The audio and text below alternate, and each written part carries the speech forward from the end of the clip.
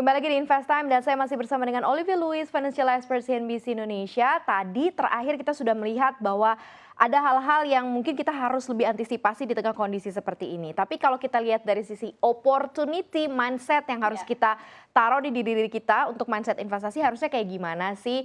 Banyak kok yang pada saat krisis justru memburu pada saat itu di harga murah dan kemudian bisa mendapatkan cuan begitu ya dalam waktu bahkan ada yang cuma setahun gitu ya. Nah kita lihat sekarang untuk di beberapa kelas aset kali ya Liv ya. Kita coba lihat nih IHSG kita ini seperti apa. Oke, jadi IHSG kemarin 3 hari kan mengalami penurunan sekitar 3% lebih ya. Tapi hari ini itu rebound ya, technical rebound dikarenakan memang hari ini ada FTSE rebalancing gitu ya.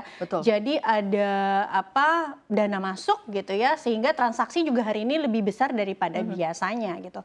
Memang kalau kemarin kita lihat 3 hari turun, ada yang merasa panik, tapi juga ada yang merasa kayak ini tuh kesempatan untuk beli perusahaan-perusahaan yang mungkin mereka incar, sekarang lagi turunnya bisa 20% gitu sih. Oke, ini ada peluang ya, 3 hari terkoreksi karena memang sentimen globalnya lumayan gitu ya. Ternyata di hari Jumat yang biasanya horor, orang pada malas transaksi, hari ini malahan ada kenaikan ya, balik lagi ke 6655. Kemudian kita lihat saham-saham yang berdasarkan industri ini ya. Mungkin sebelum ke situ kita ke sini dulu deh ya. Oke, kita ke sini dulu. Nah ini apresiasi terhadap investasi lain, misalnya seperti emas. Jadi ketika kasus SVB ini kan membuat DXY turun ya, indeks dolar turun. Nah indeks dolar itu berkebalikan sama harga emas, acuan emas dunia ya. Ketika indeks dolar turun, harga emasnya itu naik. Lihat aja dari September ketika mulai turun harga emas naik. Tapi kan kemarin sempat terkoreksi dan sekarang udah naik lagi. Akhirnya apa? Orang-orang yang pegang logam mulia sekarang lagi ngerasain pesta cuan. Lagi pesta cuan ya.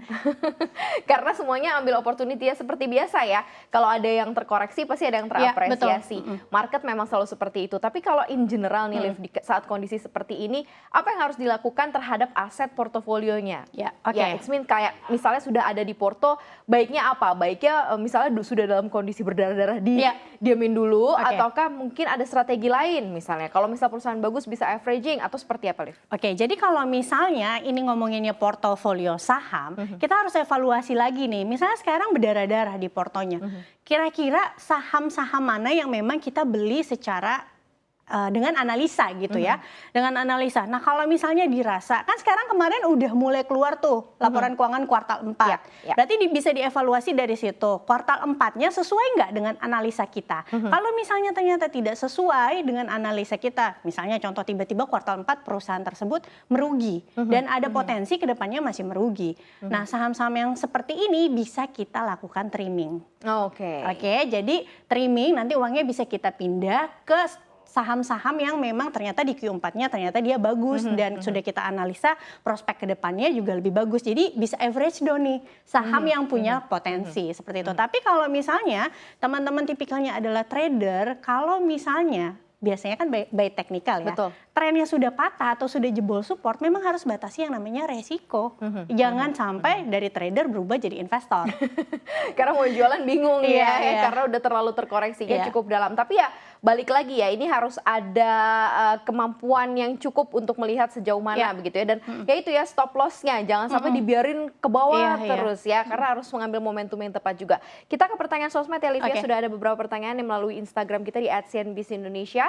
Yang pertama pertanyaannya dari Feven_Pardiora, kapan sih waktu yang tepat untuk jual saham di tengah kondisi ini? Gimana? Oke, jadi kapan yang tepat? Pertama kalau misalnya kamu pendekatannya pakai technical analysis, maka kamu bisa jadikan target price itu yaitu resistance dari si chartnya ya, dari resistance dari saham tersebut. Tapi kalau misalnya kamu belinya by fundamental, maka penjualnya ya ketika mencapai fair value-nya, seperti itu. Oke, basicnya adalah dari target price-nya kamu kalau based on technical dan fair value ya. Jadi kamu bisa cek nih prospektusnya bisa dibaca lagi gitu ya. Atau mungkin dari analisa-analisa banyak juga gitu ya. Mungkin aku mau nambahin sedikit. Sekarang itu kan banyak saham-saham yang volatil banget nih Maria. Benar. Kita beli, dia udah naik. Tiba-tiba pas dia turun bisa balik ke harga BEP. Malah tambah turun. Tadi kita udah cuan jadi hilang. Mungkin tipsnya adalah untuk teman-teman yang nggak suka nih buang-buang waktu. Misalnya aduh tadinya saya udah cuan harusnya saya taking profit aja, bisa pakai yang namanya trailing stop. Trailing stop, ya betul. Itu dimanfaatkan ya, Ya. itu ada di online tradingnya gitu ya. Kalau betul. yang belum tahu bahwa online tradingnya tersedia nggak fitur trailing stop tuh bisa dicek gitu. Dan itu tidak membuat kita pusing Betul. juga ya, harus keluar di mana, berhenti di mana Kadang gitu. kita kan lagi sibuk kerja, nggak tahu tiba-tiba keluar berita apa, marketnya panik, keburu turun, tadi ya cuannya hilang, sayang juga kan gitu. Iya benar ya, trailing stop itu penting banget apalagi di saat situasi seperti ini banyak perubahannya soalnya cepet ya Liv ya, ada berita apa langsung berubah gitu ya. Respon pasarnya seperti itu.